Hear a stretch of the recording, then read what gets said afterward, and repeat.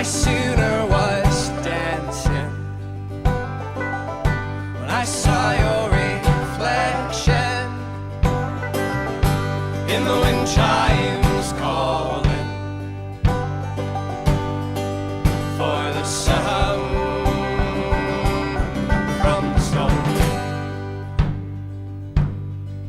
for the sun from the stone.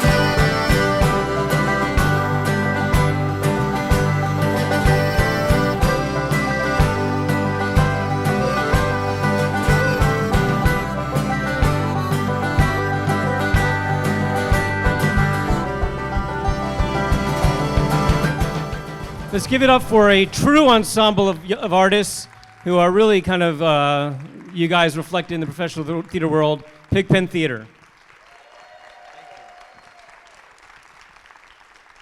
Thank you very much.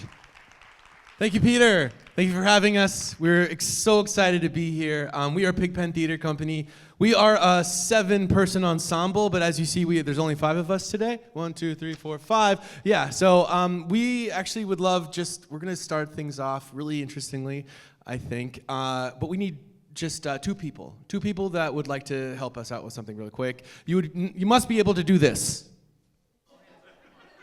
1, 2, perfect. Thank you so much. We're all about resourcefulness, so we're not above conscripting our audience into our performances to save a few bucks. Yes, exactly. So please, thank you so much. This is a perfect side for you, so you're going to stand right here. What is your name? Aaron. Thank you so much, Aaron. And your name? Ronald, thank you so much for helping us. And you're going to stand on this side, stage right, stage left. All right, so you're going to see that there's a corner right here. I just need you to pick that up. And wow, so perfect. The first lesson, there are no small parts.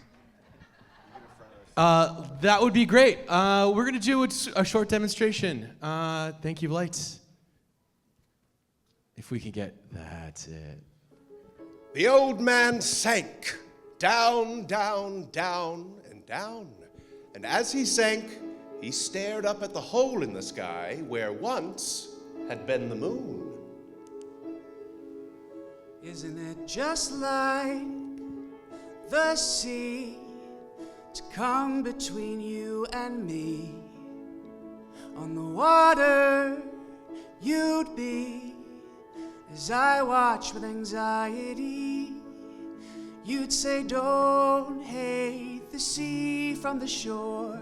The ocean was here long before.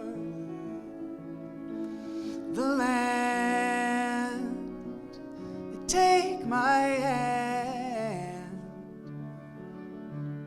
Come out here with me. But of course I'd never leave. And you'd float out to sea.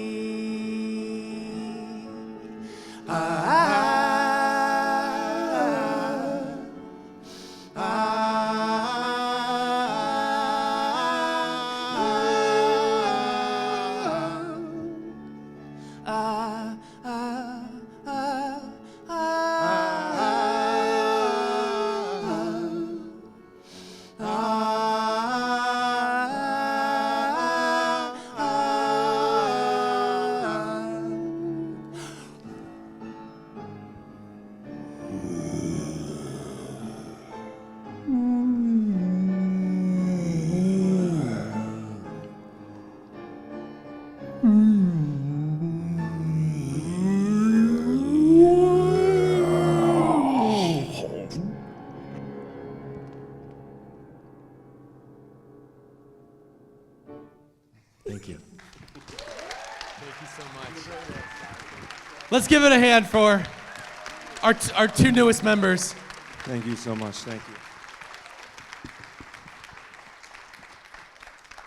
Thank you for indulging us. Thank you so much for having us here. We are PigPen Theatre. Thank you to Peter Avery and New York City Public Schools and all of you guys for giving us this opportunity to talk to you. It's a really, you're meeting us at a very interesting time in our lives. we just closed Water for Elephants, the Broadway show that we wrote the songs for. And we started the new year, and we looked around and we said, now what? And so you're finding us at a time when we are kind of diving back into the beginning of our creative process for the first time in a while. Because we've had all these projects that we've been sort of coasting along on for 5-6 years now, where we've been iterating and finding new versions and finding new audiences for them. And now we are going back to square one, and we're starting a bunch of new work. So this is kind of the perfect opportunity for us to really be self-reflective as a company for the first time in a while. We're not a terribly self-reflective company.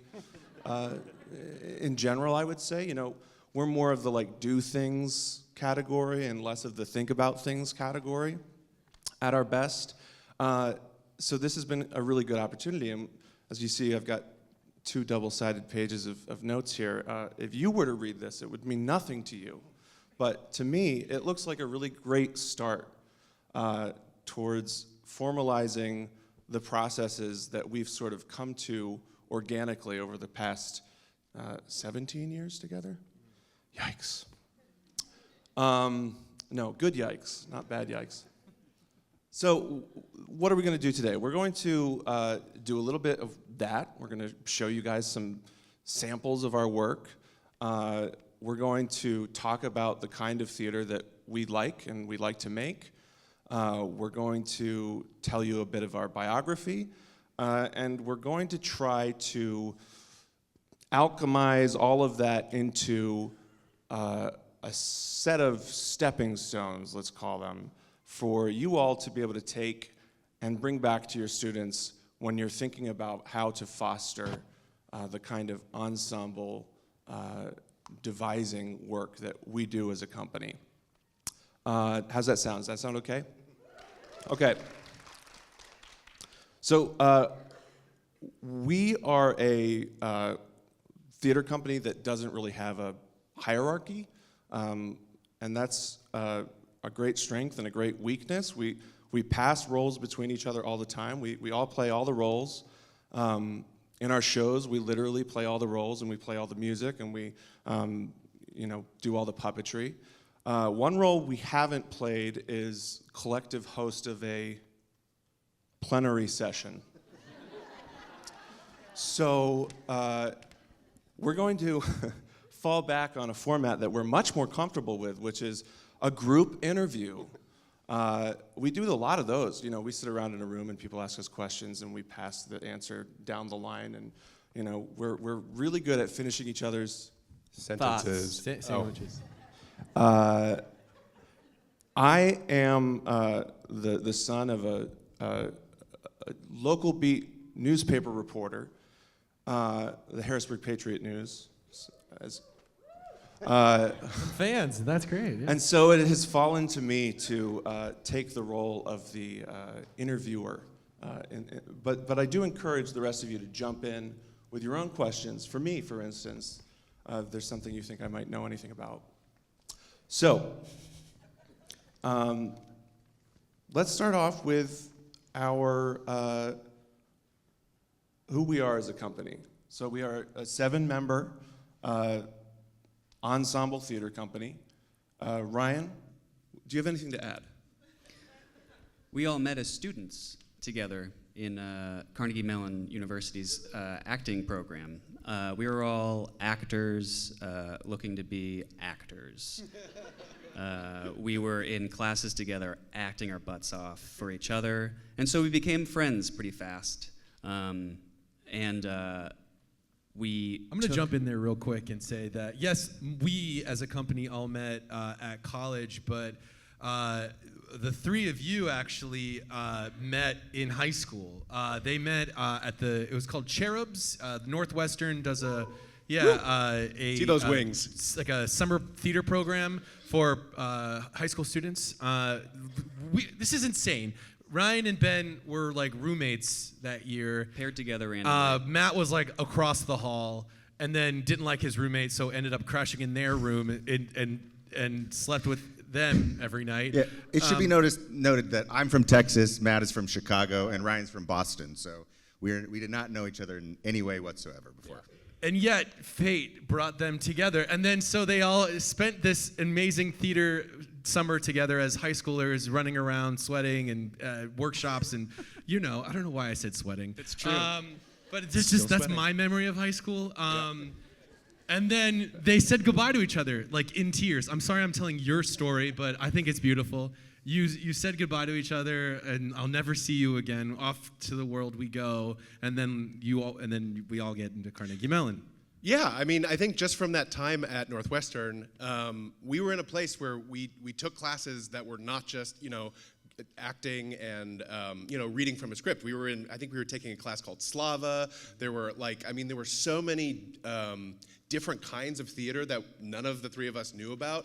And I think that was sort of the beginning of our journey of sort of breaking open, like we don't just have to be actors with a capital A, we can make our own work. Yeah. And it could be argued that the very first sort of proto PigPen show happened while the three of you were there. In fact, in that very dorm room. Yes. At 10 o'clock, you had to check. You go ahead. We had to do a check-in, so a faculty would go and make sure you guys are in your room at 10 o'clock at night. Great. And me and Ben, for some reason, decided to do a check-in theater every night for our faculty. So they would come, the door would be closed, and eventually they would know, okay, so we're going to open the door, and there's going to be something going on. And there was We used shadow puppetry, we had costuming, it was a whole production. It was really great. You can see why I wanted to join their room. Yeah, so we all met, and that was, that energy existed. I know that all of us also in high school were musicians in some capacity, but at school we were there to study and, leave as individual artists that were going to go into the world. But luckily at school, at Carnegie Mellon, they have a thing called Playground, and that is a week-long. They give all the disciplines in the School of Drama, so designers, directors, and the actors, a week off of classes, and you have to apply with a show that you want to do at the end of the week. So there's like 3 days of just like nonstop work being made just by students. And our freshman year, we were all sitting around going, no one's asked us to do anything. Do you guys want to do something? And we decided to spend 4 days discovering our, shared interests and what things kind of lit us up as artists. And we were taking things from classes that we were learning about viewpoints, we were learning about speech, we were learning about, dialects. So we were like, and also we also loved international theater because we were lucky enough that, Dan, Pittsburgh had this amazing festival called the Pittsburgh International Festival of Firsts that brought in all of these companies from around the world. And there's plenty of ensemble theater in America, but it is predominant in everywhere else. There's a certain way of making theater professionally here that's got a pretty rigid structure and abides by a kind of timeline and a bunch of siloed roles, and there's just not as much ensemble. So this was really our first exposure to that kind of work and to the possibilities that exist when you put, all of the creative power into the hands of the group. And one of the shows we saw was by a company called Suitcase Royale out of Australia. Does anyone know them? I'm going to keep asking for the rest of my life, just in case. I really think they just appeared and then vanished. They're still doing stuff. I check up on their Facebook every now and then. Anyway, it was a 3-person theater company from Australia, and they had music. They played folk instruments. They had shadow puppetry. They had a bunch of found object puppetry. They had a lot of sharply choreographed physical comedy. I guess I'm just sort of confessing now that we 100% just ripped our entire shtick off of these 3 Australian guys. And so then they disappeared. we absorbed their energy. No, so a few of us had seen that show, and our minds were blown, and we were really excited. And we came back, and we got in the room, and we started to work. Yeah, so we had all of these elements that we wanted to include in a show, but we didn't know what the show was going to be about. And this was sort of the beginning of us. We weren't even calling ourselves a company. It was just this group of friends.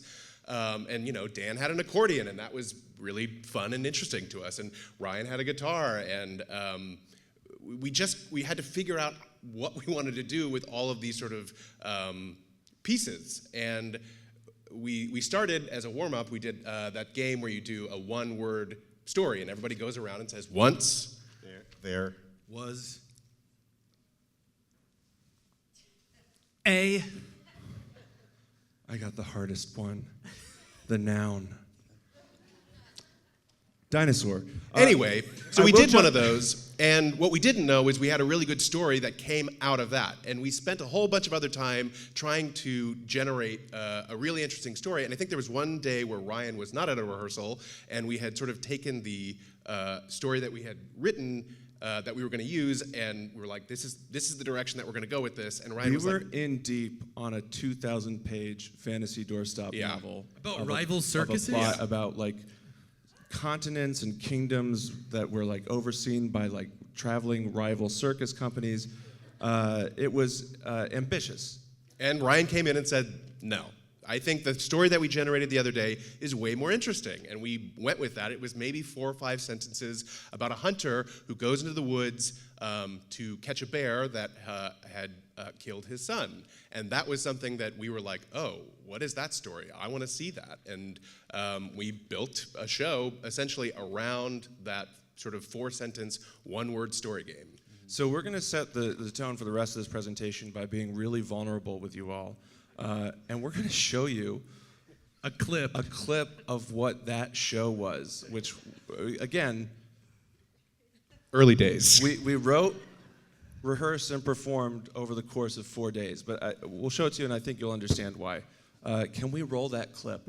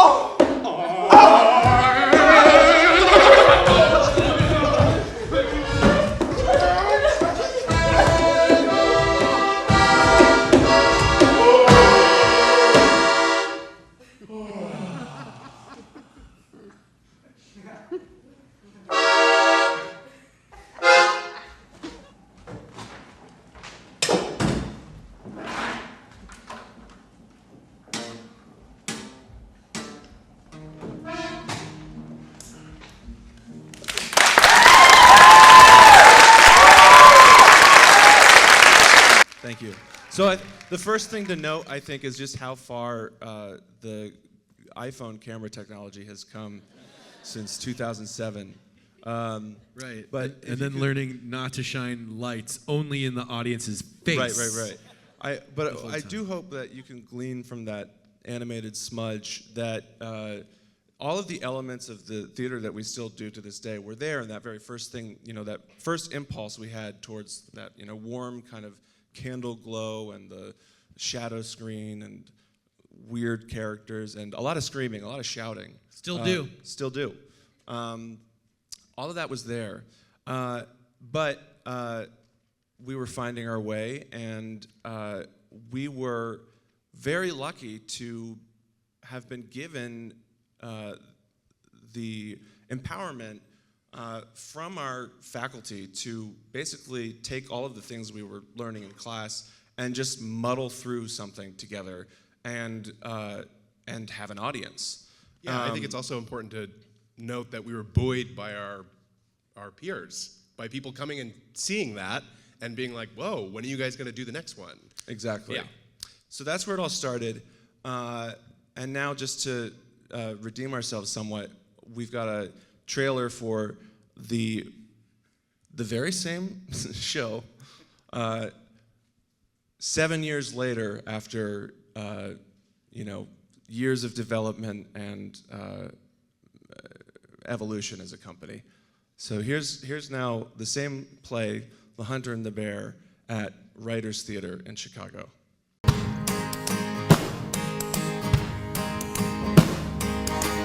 Take a look at the group of us, live the life that we love so much, giving out but not taking much, still on high.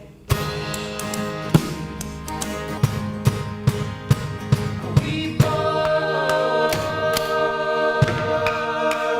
to survive.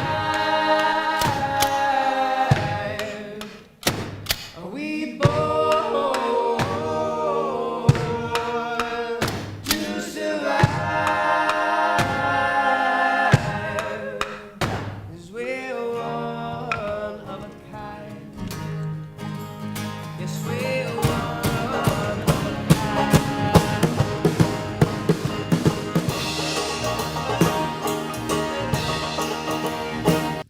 I think it's also important to note that show, that production, was also directed or co-directed with a teacher that we met at Carnegie Mellon, Stuart Carden. Was designed by two designers that we met in school at CMU, Lydia Fine and Bart Courtwright. I just wanted to add that as well.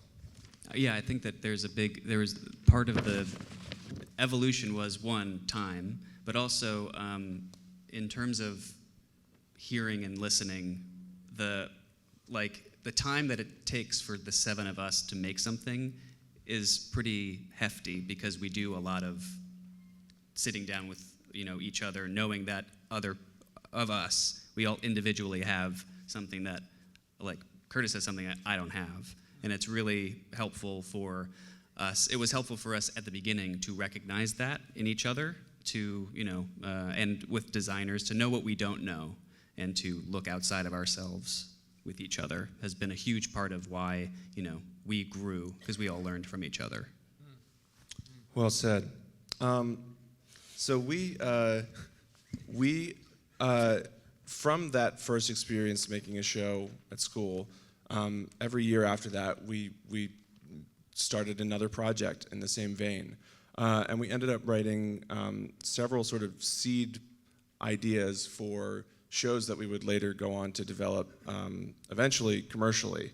But that all started for us at the New York Fringe Festival, was our first sort of step outside of the school environment. We brought a couple of our shows to the Fringe in 2009? 2011 and, or no, yeah, 2010 and 2011. 2010. Which again, another step towards finding out what this theater meant to other people. From there, we took one of our shows, and one of the people who ran the Fringe helped us to produce our first off-Broadway run at the Gym at Judson, and that was The Old Man and the Old Moon, which was our first sort of feature-length show. It was the first time we felt like we really sat down and wrote, a play, and we overshot the mark. It was almost 2.5 hours long with an intermission. That's a mistake we've never repeated since, mostly for our own physical well-being. It's just a lot of work. And that show was very warmly received, and we happened to be running it around the same time as another show that you might be familiar with, Peter and the Starcatcher, which quite rightly, the two shows were compared to each other a lot because they involved a lot of the same theater techniques and the fun of ensemble and live music and all that stuff. And it was through that we met Rick Ellis, who became our collaborator on Water for Elephants. He's the book writer. So, just tracing back all of the sort of happy accidents / preparation that led us to where we've ended up. I think it's also just important to note that at that time, we'd been doing it for a few years, and we started to develop a language for, this is what this kind of theater that we're trying to do is. And the phrase that we sort of landed on was lo-fi, high imagination. Because the reception that we were getting, not only in school, but at these professional productions in New York, was that people were really, really responding to DIY, lo-fi stuff that was really engaging people's imaginations, way more than I think we thought at first. Because we were really just a bunch of boys in a rehearsal room trying to make each other laugh and, blow off some steam from, being in acting school from 9 a.m. till 10 p.m.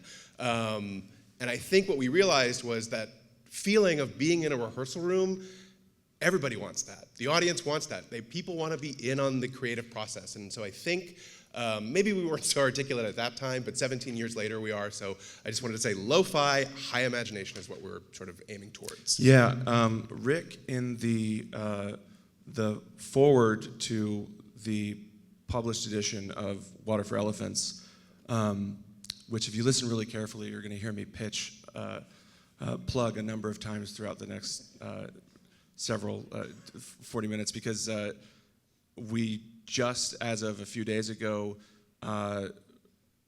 released the rights to high schools to perform Water for Elephants. And oh my gosh, wait, you're all high school teachers. That's so weird.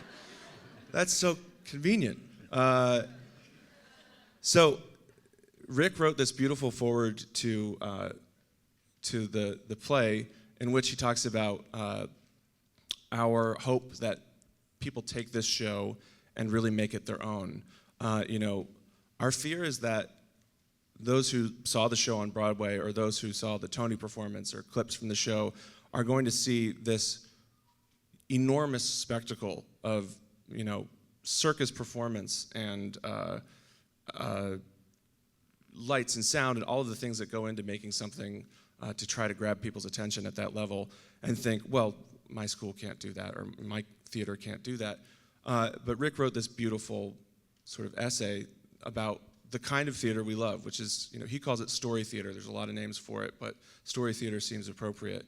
And he says story theater is not about, the budget, how much money you spend. It's about how much you ask the audience to imagine what you don't show them. And that to us has always been the most powerful experience of theater, is how much can we involve and include the audience in the creative act itself, in the moment where you're asking someone to see something and you see two different things. So I think that's a good segue into, I'm going to ask you guys, how would you describe the kind of theater that we like and that we do? Just Playful. a word or sentence, playful. Yeah, I think we always, start, at least the beginning of our creation was us playing together in a room, trying to find what Matt said, what made each other laugh, what sparked joy, what surprising, how can I surprise you with a face or with an idea or clicking a flashlight on my face in an unexpected time. So that spark, that joy, that sense of play, I think is always sort of where some of our best ideas have come from.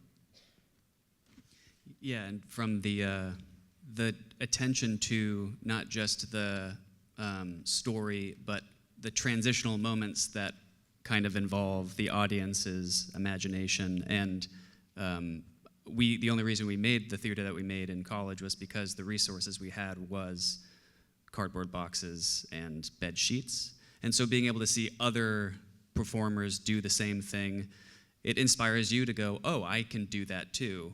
I can do that, and my own version of it. But it's the theater that we like to see is theater that doesn't present itself, and there's not a separation. There's a lot more invitation. I think that we like theater that has an invitation to it. Yeah, I think what's so important about that is that theater is really one of the only mediums where we all sit around in the same room and tell a story together or listen to a story together. And the more we can capitalize on that feeling of connectedness, the better the experience is, and the more nourishing it is.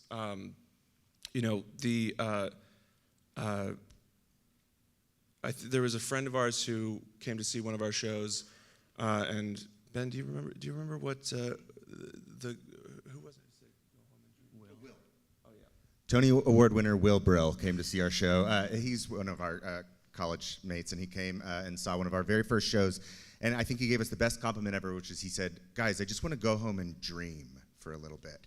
And it just made us feel so good that we had created something that made someone want to go out and imagine a different world, or imagine a different kind of thing for their life, and it was very, very sweet. I would say I'm going to add to types of theater we like are theater that is musical, and that doesn't just mean musical theater in the sort of capital M, capital T world. We obviously all grew up doing musicals and performing in them and watching them and listening to them, but when we were in college, a famous writer, Stephen Bochco, came and said to us that music was the fastest way into the bloodstream, and it really hit home with us in that when you watch a movie, there's a reason why when what were we, Toy Story 2, when they sing "When Somebody Loved Me," it hits you so hard, and when there's a reason why you always can remember. And there's just these things that music innately makes us feel.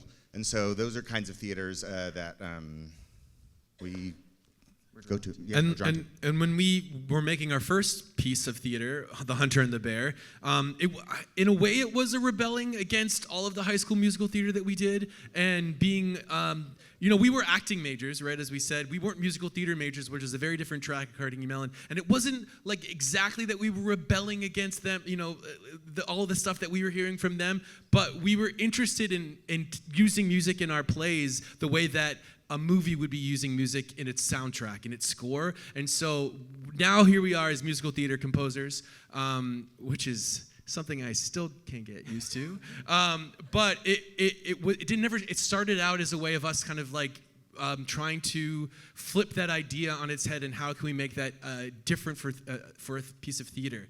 And through that sort of act of rebellion, we all grew as musicians. Dan was already sort of an accomplished piano player, composer, as was Ryan. They both were songwriters in high school.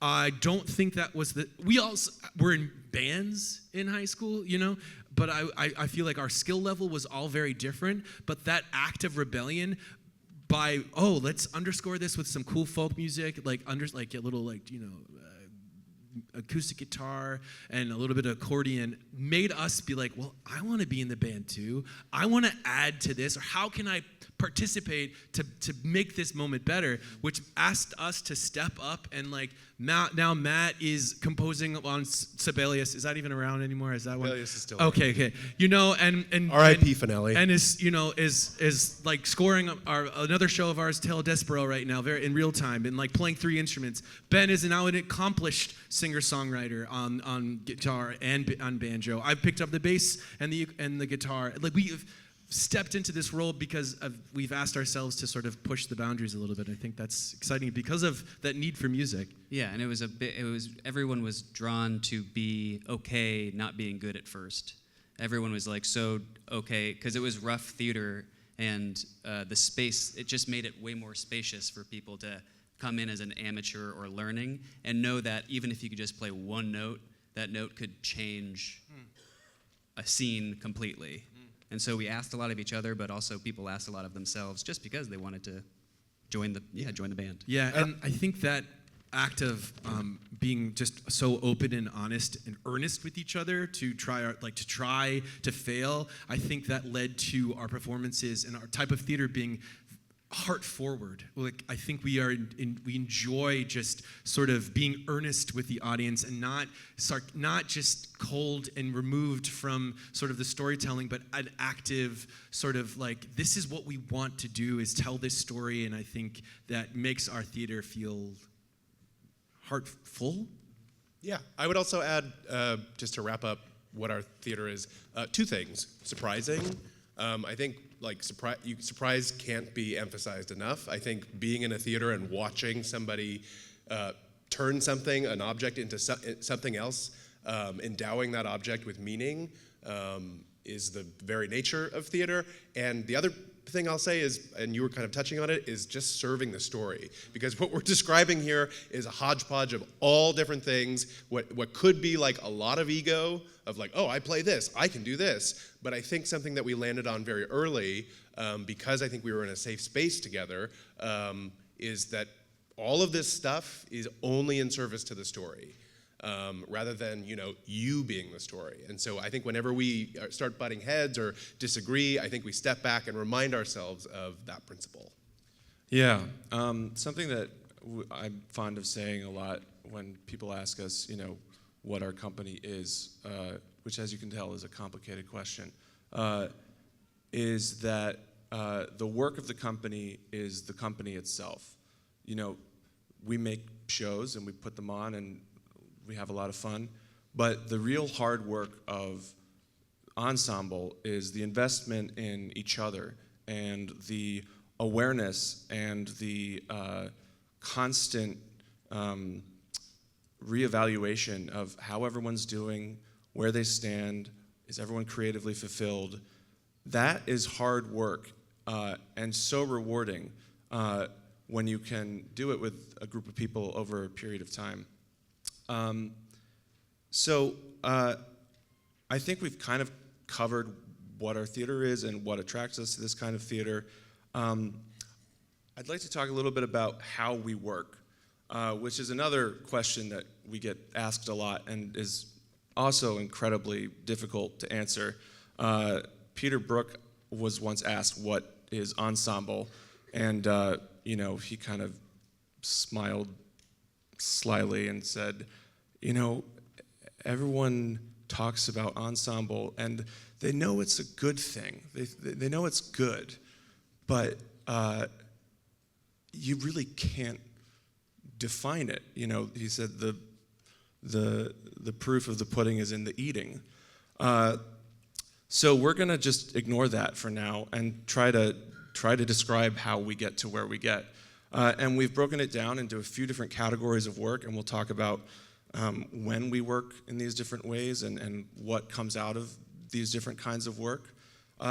So the 4 categories that I've come up with are the writer's room model, which is much what it sounds like. Everyone sits around a table with their notes out and a bunch of index cards, and we talk, and we break story together, and we talk about theme, and we improvise dialogue and all of that stuff to to try to come up with the kind of top-down view of whatever it is we're working on. And the advantage of that style of working is the top-down view. It's a really good way to outline an entire story because everyone's getting on the same page and you're putting it all in little blocks, and there's a lot of safety that comes from just seeing all of your little color-coded cards up there on a board. The downside is we're not making theater. You know, we're not starting with the event in the room. So it's kind of a top-down style rather than a bottom-up. And so when we're working in that way, we have to be conscious about finding opportunities to work the opposite way from the ground up. Because if we spend too long in a room sitting around talking about the story, it can get hairy, to say the least. Get lost in the sauce. We get lost in the sauce. It's not that you can't make stuff that way. Lots of people do. It's the model for television. That's how a lot of things get written. But when you're trying to make ensemble theater with a bunch of theatrical events and surprises, you can only go so far that way. Then we have the kind of band jam improvisation mode, which is, we schedule ourselves a few days, in the woods and set up a bunch of recording equipment and play a bunch of music. Or we rent ourselves a studio for 2 weeks and we just do viewpoints and film it. This is where we really get a hold of the group dynamic, and we use that to inspire ideas and moments that don't belong to any individual one of us. And the advantage of that is there's equal investment across the board when we come out of that. We all know that we have exactly 1/7 share of the thing we came up with when we were jamming together. So that can be super useful, but obviously a bit formless. We also work virtually sometimes, which is a really great example of how limitations can inform the work. I don't know if you guys remember, but there was a pandemic a few years ago, and we were inside, separated by hundreds of miles, and we had to find a way to keep the company alive. And so what that looked like was a lot of individual work that was just shared among the group, and people picked up what they wanted, took inspiration from it, sent something back. It's much more like ping pong than volleyball, and you can get some really interesting things out of it. So we have one of my favorite things that came out of that terrible period of time is this short, sweet little Christmas music video that a couple of us put together. If we could play the next video.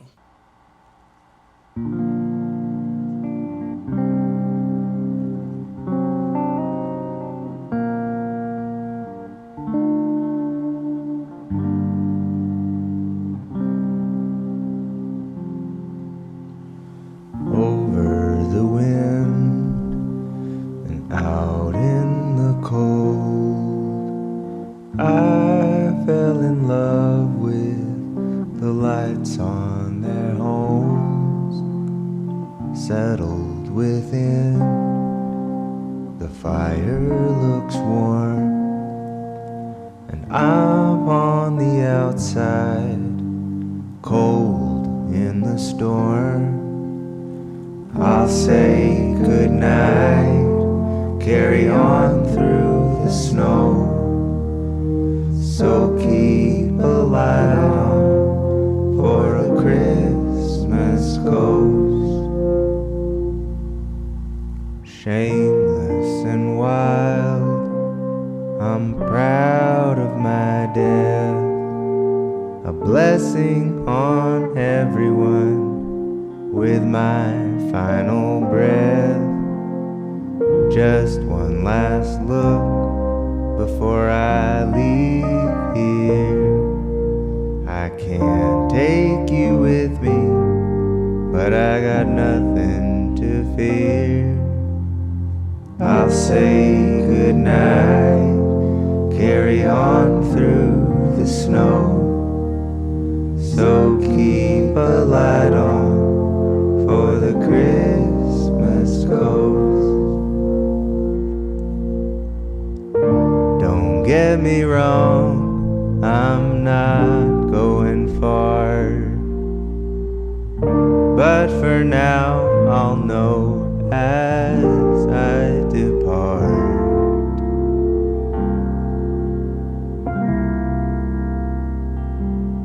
My friends, they'll all sing with the heavenly host, and maybe with time they'll stand up and toast, and each one will laugh at my sins they miss most, and they'll keep a light on.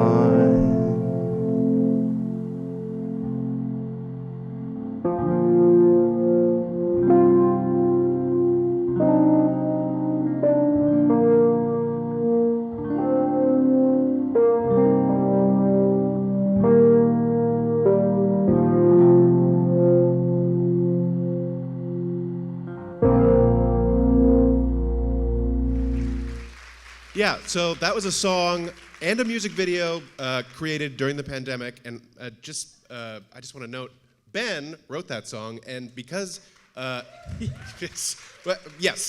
he's written lots of songs. My point being, though, because we weren't able to be together, over that period we made a bunch of music in ways that we hadn't before because we were separated and we had to do it virtually. And so for that, Ben, who's not really a piano player, although he did the Jaws theme great just now, was like, you know what, I'm going to play the piano, and recorded that. And then in addition, Ryan, who is a great visual artist, I think discovered a program during the pandemic and was like, I'm going to create animations. And we're like, hey, let's welcome this into our fold and make it a part of, this sort of new version of our ensemble. So just noting that. Yeah. I think there's a really healthy balance to be found between relying on people's innate talents that they come to the room with and finding outlets and encouragement for people to take their first steps into new, in this case, new mediums, new technologies. So that's an exciting thing anytime it happens in our company. The final way of working we call the playground model after our first project as a company. And it's really, it's the kind of total package. We have a deadline, which is usually a performance. We don't have enough time. We have to do the whole thing. We can't just do a little chunk of anything. We have to do the whole thing, whatever it is. And we have to do every element of it. So we have to write a script. We have to perform the script. We have to have music. There has to be puppetry. All of that has to happen, and it has to happen on Friday. And that's our favorite way of working because it demands engagement and always produces something exciting and alive. It could be bad and exciting, but it's there, and we're all there, and it's happening. And so all of the other methods we have of working are just sort of imperfect parts of the whole that we try to maintain, even when we can't get ourselves that 2 weeks of workshop time. We try to take that spirit and that process and stretch it out over the time and with the resources that we have. Yeah, and also that's the time when we go to each other's apartments and we're in the living room creating and not in a studio space. It's like, and it feels even then the unfolding of the events is even more fresh and inspiring because you're like, hey, we're in each other's life making this thing, and it doesn't feel so like it feels more special than being able to go somewhere else. It's like very personal and really, that's like the best version of it. I mean, that's what we were doing for today. Like, I walked in and you were still cutting out some of these puppets. Yeah. What? You're just going to come out and say that? Sorry. Yeah. We made a fair. lot of them ahead of time. Yeah, we yeah. just Yeah, forgot We two. forgot to. Curtis worked very hard on them, and then we forgot 2 of them, and Ryan cut them out of the paper bag that we carried them here. The rest Come of them. on, that's ensemble. That's it, baby. That's it. Can you guess which puppets were made this morning? So I think that's a good tie back to that little chunk of The Old Man and the Old Moon that we did for you at the beginning of this, which is the song is called Just Like the Sea. And what we'd like to do quickly is break down each element of that little 2-minute sequence and talk about the process that went into making it. Because I think what we really want to illustrate is that the ensemble theater and resourceful theater is the product of so many tiny little processes that are constantly feeding each other. In the commercial theater as it exists in this country, there tends to be siloed work that happens where everyone sits down at a table and they go away and they come back with their thing, and then there's not really time to let those things kind of talk to each other. So we're just going to talk about Just Like the Sea and how it talks to itself. So starting with the text. So it's a song with lyrics, but it's an important moment in this play. And the play, the story of The Old Man and the Old Moon, much like the difference between the first version of Hunter and the Bear and the later version, began as a much smaller thing. It was like a 20-minute basically movement piece with some dialogue and some music. We rewrote that show 5 times, 6 times. Yeah. So there was the version that we debuted in New York at the gym at Judson that was, as I said, 2.5 hours long. Most people didn't seem to mind, but we did. And so when we went to take that show elsewhere, it was our goal to condense it down and hone it down to the really necessary beats of the story. And one of the clutch moments of the story, which is about an old man whose job it is to fill the moon. His wife is constantly trying to get him to travel, but he feels this need to, stay put so that he can make sure nothing bad happens to the moon. Fill the moon with what? Whatever he has on hand. No, liquid light is what we say. So it's a story that's thematically about somebody's inability to change, and the crisis of shutting your doors to other people's attempts to help you change. And so this moment in the show is the sort of turning point for the old man, where he has this moment of self-realization where he for the first time sees all of the efforts that his wife has gone to try to draw him out and back into the world.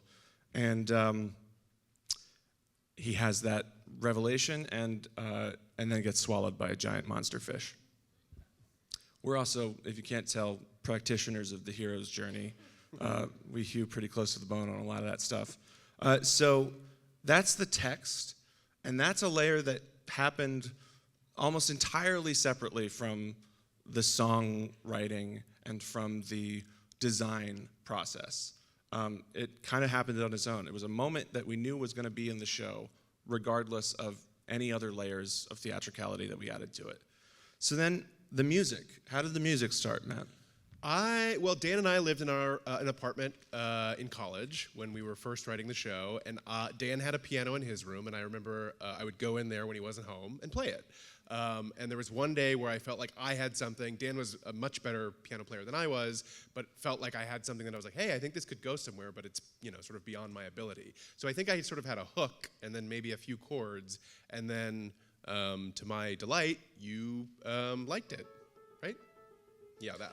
This is what I heard when I came home and into my apartment. Obviously, I immediately screamed at Matt for playing my piano without my permission. And then I said, that's a really nice hook. That sounds, it grabs me. And so the next time it showed up was in a rehearsal studio. We were working on this show. We were doing a viewpoints improvisation just on the general idea of, a storm at sea. And that riff came back to me because it has this nice roiling quality to it. So I was playing that while everyone else was carrying Ryan around on their shoulders, and he was ducking and diving with the waves. And at that moment, that story and that music were connected. But the moment in the story that it would eventually end up in, not necessarily so. So the puppetry and the technical side of this thing, and the performance even. Kurt, do you remember how that started and how it developed? It definitely started in a viewpoint session, like you were just saying. We found this moment in one exercise where if two of us pick up Ryan on our shoulders, then we are able to kind of move him, and he's able to seem like he's floating, right? Because eventually this guy. And let's see a demonstration of that now. Okay. Come to the workshop. You'll see that then. So we did that. We put that version into, I think, the first 2 iterations of this story. But on the other side of that, I think we were also excited about exploring more puppetry. Shadow puppetry was something that none of us studied, but something we all are huge fans of animation. Obviously, we grew up with Pixar and Disney, and we are always trying to sort of put epic moments in our plays, and how do we achieve that in this most simple way? And so we found that shadow puppetry not only made us kind of feel giddy inside and laugh, and it also was kind of evocative, and it felt like a camera a little bit. And by the, I want to say 2010, out of college, I think we've developed 2 very important different styles of shadow puppetry using 2 different lights. One was the old kind of, they don't even make them anymore, the flashlights, the incandescent bulbs. Yeah, they kind of glow yellow, and it creates a really warm texture, and that on burlap with that sepia tone evoked a feeling of the past and of a different place and time, and we loved that image. And then more and more LED lights, started being, I pull out my phone because that's what we have right on our phones now, being made. And a LED light was a very different kind of feeling. It was cold, it was clearer, it was crisper, and it created almost like a camera. It was a sharper image, and it was way more fun to sort of play with zooming in and out. And so through the development of those 2 different sort of styles, we kept playing with more ideas. So one day Ryan was, I think, again, all came through play. Ryan was just sitting against a screen and started just sort of lighting his face. And we're like, oh, that's cool. All of a sudden, you're on a jumbo screen, yeah? We've taken this room on a shadow screen, and your head is now 3 times as large. And I think behind the screen, myself and my company member Alex, we're just working on something else, because we're always doing 10 things at once. Yeah, I think we were on a break-in rehearsal. I think we were at a point where we were hitting our heads against the wall, and we're like, how are we going to make this moment work? And I think then, in that 10 minutes, all of the stuff that you're describing sort of unfolded. Hitting your head against a screen. Yeah. But at that same time, we turned on a light behind the screen. So now we had a light in front of and behind of, and it just was like, wait a second, that look, with Ryan's silhouette of his head on the screen, this light behind looks like we're projecting an image from within his brain. We get to see what he's thinking of. And that spurred so many ideas of, well, now with this idea, let's get that old woman puppet that we have. And so we could see her, he's thinking of his wife, and we can show that quite literally. Yeah. And the one thing that I do want to say is, a lot of this, because we weren't puppeteers, and like our music, the more we iterate together, the better we get at what we do. But we were so lucky that we brought our designers in the room from the very beginning. They were sitting on the floor with us, responding in real time. Like Dan said, there was no hierarchy. Anyone who had an idea stands up and just throws that idea out. And if it works, it works. If it doesn't, it doesn't. But we will try it. And so we were lucky that we had our designer, Lydia Fine, in the room with us, responding in real time, being like, oh, you need a window? Sure, let me go make you a window right now. And guys, don't use cardboard anymore. It's flimsy and it breaks. Clearly, we don't learn. And she's like, use this cardstock instead. And that was so helpful in being able to respond in real time and devise those puppets as we saw what was working. Yeah, I think it's really great to note that one of the best feelings in making ensemble theater is that moment, because there's not a discussion afterwards of whether that moment or that thing is going to be in the show. Everybody's attention is just on it. And so the next moments are, how are we going to do it? How do we support it? How do I support it? Do I get out of the way? Do I add to it? Not to say that there's not like, wow, that was really interesting, but the energy in the room shifted so drastically. It's really, really rewarding. And that happens a couple times every show, but it comes, sometimes it comes and sometimes it doesn't. But I think that's one of the the real advantage of play as a process, which is, the more you can create an environment where everyone can discover the good stuff together at the same time, in the moment, instead of coming to the room and having to present an idea and defend it. The more of those moments you can find in your work, the more everyone's gonna feel that ownership that connects them to it, that keeps them invested. So all of those different things came together, finally in the room.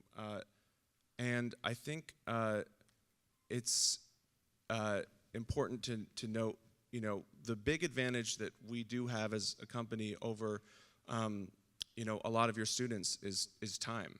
We've been together for a long time. We have a habit of taking old work and renewing it and iterating on it. But if there's one thing that you can take from this process, it's that the more you offer up to the group, the more you grant permission to take your idea and play with it, the more will come of it. So I think just as a little demonstration of that, we're going to look at a song from Water for Elephants and how it began and how it evolved. So Curtis has a couple of voice memos from years ago. So yeah, I was going through my phone trying to find some of the earliest recordings of Water for Elephants. So again, this is extremely personal. I found something from September 23rd, 2016, when I thought of a song. So the need was we wanted to meet the people who make the circus happen, the roustabouts, the workers. And so the idea was that this train arrives into town, it stops, these guys get out, and we get to learn a little bit about them. And so I'm scrolling, and this is extremely interesting, I know. Okay, here we go. So yeah, I'm just gonna play it off my phone.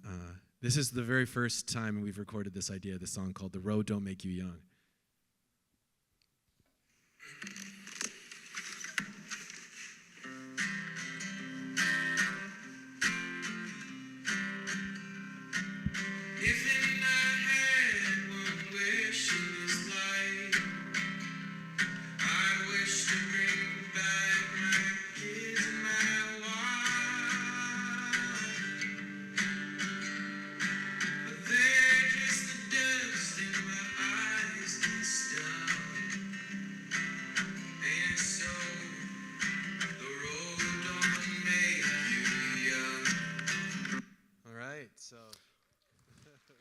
Curtis Gillen.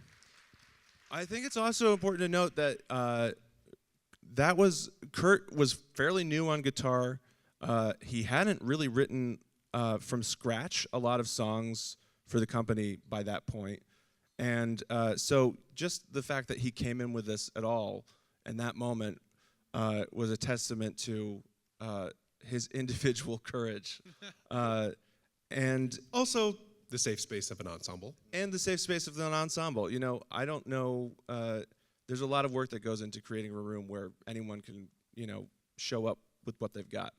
So then Dan, I think, wasn't there for that first showing, which would have made me a lot more nervous. But the next day he was there and showed up, and so that was September 23rd, 2016. Now this is September 24th, 2016, where Dan takes this idea and runs with it. I also don't want to force this on you. No, I think this is great. I really do. If I had one wish in this godforsaken life, I wish to be back home with my children and my wife. But there's the dust in my eyes and I cry when they get stung. Ain't it so? The road don't make you young. Yeah. Okay. So 8 years went by. and now I guess now what we're gonna do is going to show you the version that we do when we play a concert, or we promote the show.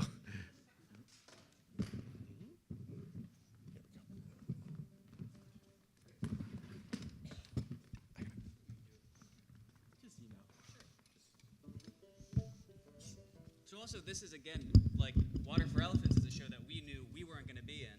So this was us handing a song to a whole new ensemble for the first time, a whole score. But this is what we showed to be like, here's what we think the song is. If I had one wish in this godforsaken life, I wish to be back home with my children and my wife. My debts keep piling up, so my work ain't never done. Ain't it so? Ain't it so? The road don't make you young. I've been hanging by a thread like a wish upon a star, that the road that I've been forced on doesn't go too far.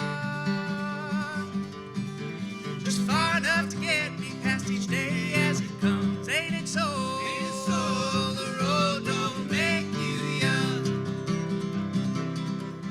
Ain't it so? The road don't make you young. Ain't it so? Ain't it so? The road don't make you young. No, you don't get any prettier when you're toiling in the sun. Lord knows this old road don't make you young. Well, I've been waiting for the dust to settle. Funny enough, it's been a settling on me. Now I'm floating down this river long enough to wash myself clean. God willing, this water's not dirty. I've been searching for the end of the day, hoping to give my weary bones some rest. But the sun shone down, heavy as a crown, giving life but feeling like a death.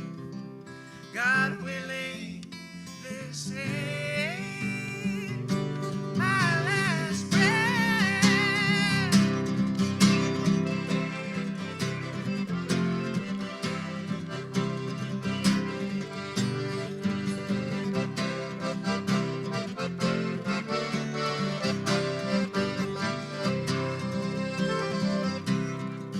There's only one road in this godforsaken life. It winds before it plummets from a godforsaken height. But you're gonna have to walk it, so you might as well have fun. Spend that dollar in your pocket while there's holler in your lungs. See Benzini Brothers Circus for a one-night only run. Ain't it so? The road don't make you young. The road don't make you young. Ain't it so? Ain't it so? The road don't make you young. Bite off what you can chew, for they'd take it off of you. Lord knows this old road don't make you young. Lord knows the road don't make you young.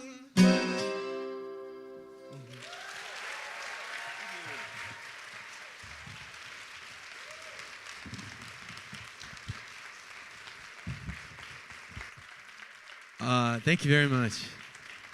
And just to sort of top it all off, I think now we're going to show you where that song has now landed us in this next clip from the show Water for Elephants. Pull it, shake it, break it, again. Pull it, shake it, break it, again. There's only one road in this God-forsaken life. Pull it, shake it, break it, again. Pull it before it shakes from a God-forsaken night. But you're gonna have to walk, shake it, so you might as well have fun. Spend $1 in your pocket while there's holler in your lungs. See Benzini Brothers Circus for a one-night only run. Ain't it so? The road don't make, ain't it so? The road don't make you young, ain't it so? The road don't make you young. Live a life worth living when they say it can't be done, ain't it so? The road don't make, ain't it so? Someone else will make you young, ain't it so? The road don't make you young. Live a life worth living when they say it can't be done, ain't it so? I said the road don't make you young, ain't it so? Someone else will make you young, ain't it so? The road don't make you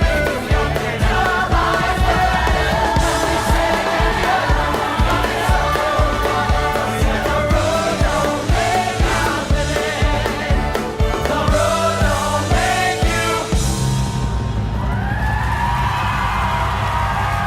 Ladies and gentlemen, children of all ages, sinners, saints, kiddies, and corpses, I give you Benzini Brothers' most spectacular show on earth.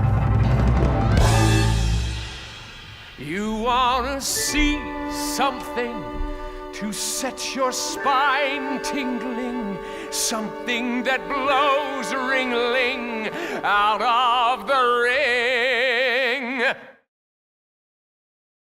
So I think, we've been showing a lot of sort of how did it start, how's it going, sort of comparisons. And the reason we do that is just to show the incredible gulf between how something starts and how it ends up. And in the case of something like that, the main ingredient that took it from what we just played in the room and what you just saw on screen was a room of about 200 people working on it at the same time. It was the biggest collaboration we'd ever done, and yet it abided by all of the same rules that we do within the 7-person group. It was a shared room. It was ideas going back and forth across disciplines. All of that stuff went into the biggest, most spectacle-laden version of what we can aspire to. Yeah. And we used, I think, all 4 styles of working within the larger group. Virtual, writer's room, playground, and the other one. Yeah. Band Jam. Right. That's your favorite. That is. So we just want to really quickly wrap this up with some sort of touchstones for all of you to take when you're thinking about including some of this kind of work in your classroom, in your rehearsal process. And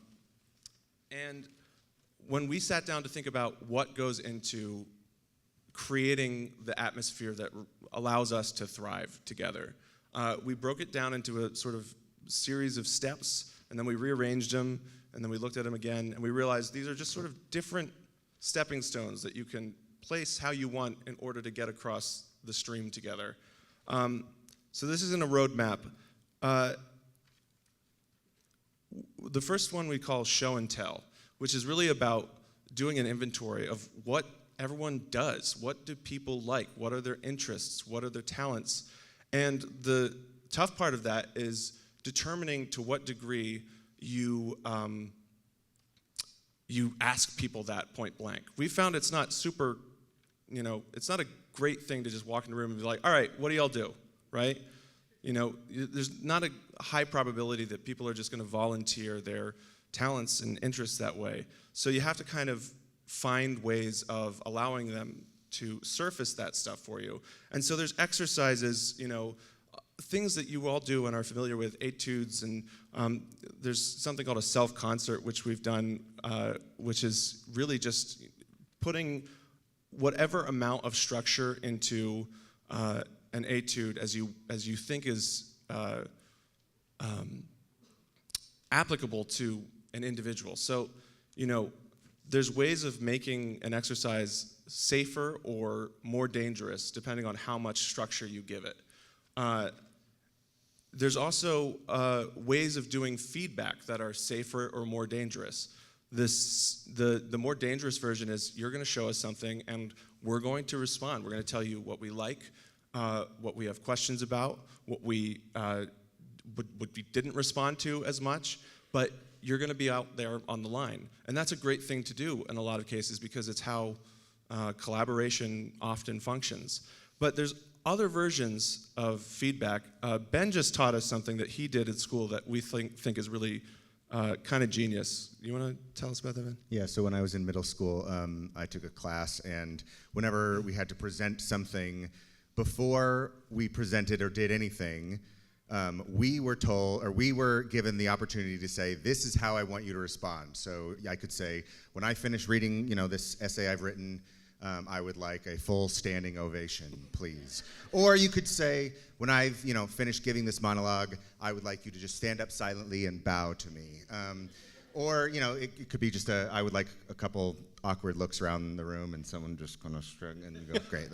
So it kind of gives everyone in the audience the ability to know, okay, I don't have to respond in any way that they want other than what they've told me. So and it also makes the sort of comfort level of saying, I know what I'm expecting after this. The thing I really like about it is that it takes the process of feedback, which feels like, this judgmental atmosphere, and it makes it a part of the collaboration from the beginning. So when you are telling people, this is my part, and then afterwards I want you to do this, and that might be stand up and bow. It might be tell me what you think, but it's in their hands. And suddenly, everyone in the room is working together towards that end, instead of one person who's then being, judged by the rest of the room. There's a time and place for both, and you all have the intuition to sort it out. Trust and community building. So we break down the games we play into silly games and serious games. The silly games are there to get us all out of our heads and remind us that we're not, the sober, brilliant genius, ex-child genius creatives that, we walk around pretending we are. Anne Bogart has a quote in A Director Prepares where she says, "Embarrassment is a partner in the creative act, a key collaborator." And I think that is kind of the most important thing, actually, whenever you're starting any process, is you have to be willing to get egg on your face. And so what better way to do that than to get everyone in a room and just start chucking eggs? So we play games like Mind Twist, which you're going to play together in the breakout sessions later if you attend. There's one where I call deflanderization, where everyone takes on the physical traits of their favorite cartoon character and walks around the room and talks like them and comes up with a gesture, and then you slowly pare it back until they become more of a normal person, etc. Then there's the more formal kind of structured games or improvisations.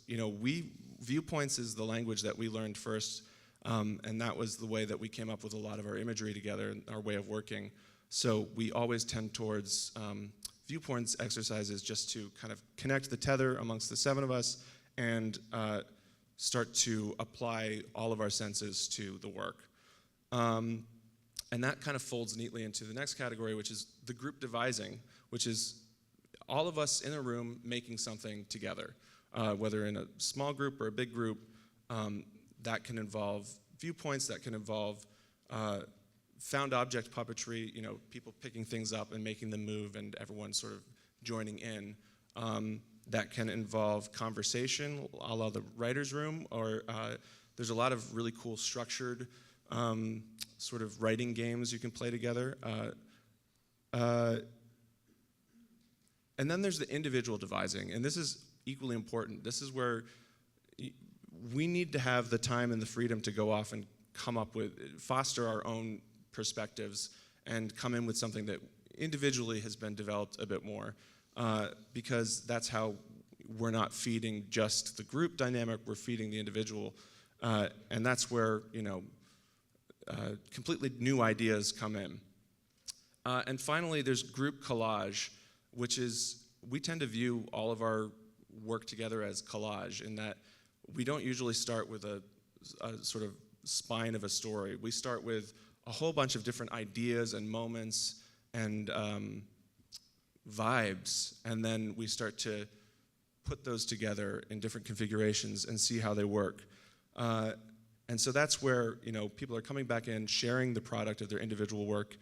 We're responding to it either in the way that the individual is asking for, or in a more regimented way. And then we start to combine those elements iteratively, see how they can come together in interesting ways. The guiding principle for all of this is, and it's kind of a mantra for us, is hold on tightly, let go lightly. So any idea that starts as an individual idea, we want people to fight for those ideas. We want them to be proud of them, and we want them to then let go of them as soon as it's time to let go. So that's a concept to introduce early and repeat often, because it's the main skill that goes into ensemble.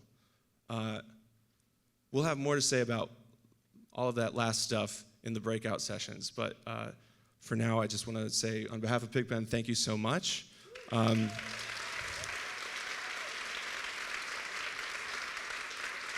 This has been hugely helpful for us, and I hope it's been somewhat helpful for you.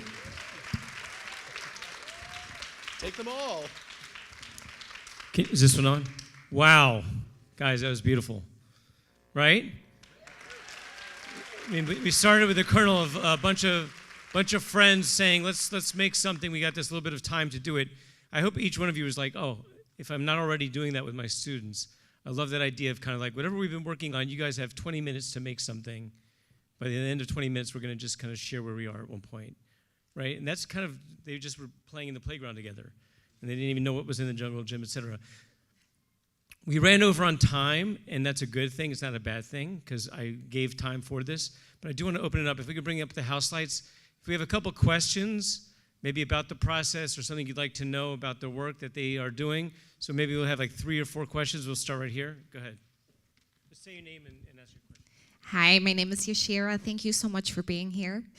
I've been wondering this the whole time. One of the things about you guys that moves me the most is your music. I love it. Silver Stars makes me hyperventilate every time I hear it. What were you guys listening to in college, and what kind of music inspired you? You remind me a lot of Mumford & Sons. I love them. There we go. We were listening to a lot of Anais Mitchell, I think, at that time. Hadestown. Yes! The album was out, and we were in our dressing rooms in college, and I remember being like, oh, this should be a show. This should be a show. And lo and behold, it became a show. What else were we listening to?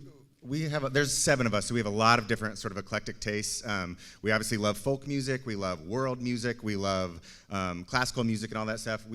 I typically say that like Paul Simon fits like kind of in the middle there for us. Like Graceland kind of is this world music-esque. It's also folk singer-songwriter thing. It's this male ensemble. Ensemble, stuff. So that's where I would say. Yeah.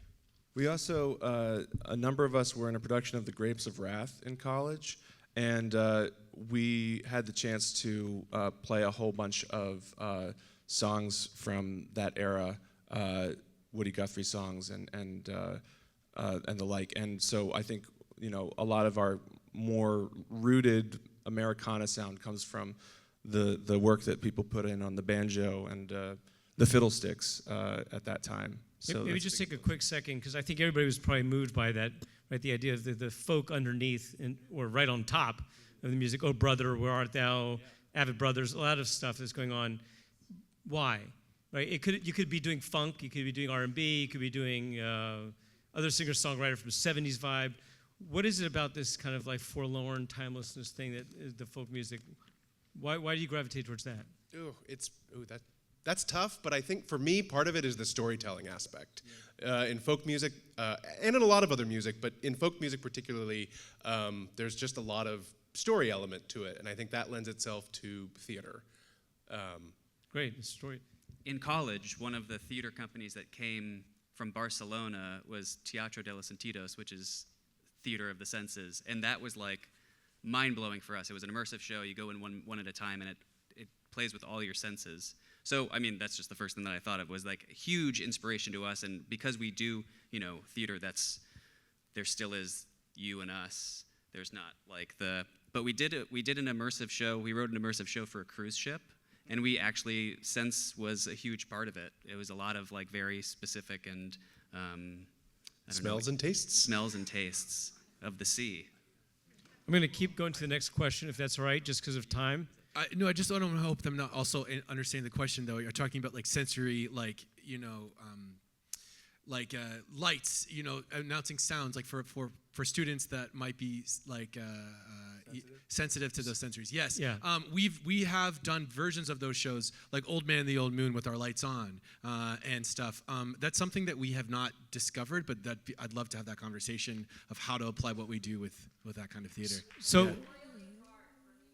Yeah, Oily Cart are great. If you guys don't know them, they're amazing. No, I'm not familiar. I can hook you up with them. They're amazing. Awesome. Amazing theater company that work with they're diverse. So that's a good bridge, because we have Stephanie from Broadway Licensing right there. Say hi, Stephanie. Yeah. Broadway Licensing licensed PigPen's work, and we've been talking since about a couple months, and we're very excited to say, I think you guys probably know this. If you don't, hello. You just heard that Water for Elephants has just been licensed. Right, it's available. We're going to have an application out for 5 schools to get it for free to produce next year. And we're going to kind of track you guys with the schools that are doing it, see how it works, find out how it can be iterative work where you and your students are contributing to how this work can be produced, not just from Broadway down, but from the classroom up. So that's one thing that's exciting. The second thing is we're going to have free rights and royalties for 5 schools to do Old Man and the Old Moon, as you just saw, including at least one D75 school. So to the point of kind of how do we do integration in terms of another school with multi-language learners. We'll have an elementary school and a middle school and a high school. So the application will be out for producing for next year. So just as a side note, thank you for that question. One last question in the black, yeah. So butting heads, how much do you butt heads, and how do you get through that? 100% butting of heads. I think something that Dan was talking about earlier is that we are constantly checking in with each other. I think more on a personal level, like, is this serving you? Are you creatively fulfilled? Is this about something else? Is this about what we're talking about right now?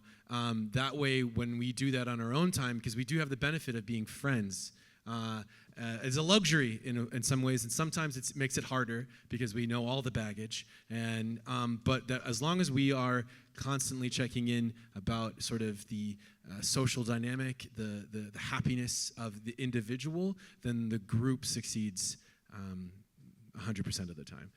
But we are constantly butting heads. The biggest thing I think that we also agree on is just choose your battles. What is the thing that you really want? If it's about an idea, if it's about the building of the show, it's about the direction of the company, pick your battles and, present them when you are feeling, ready. That's good advice for any relationship, right?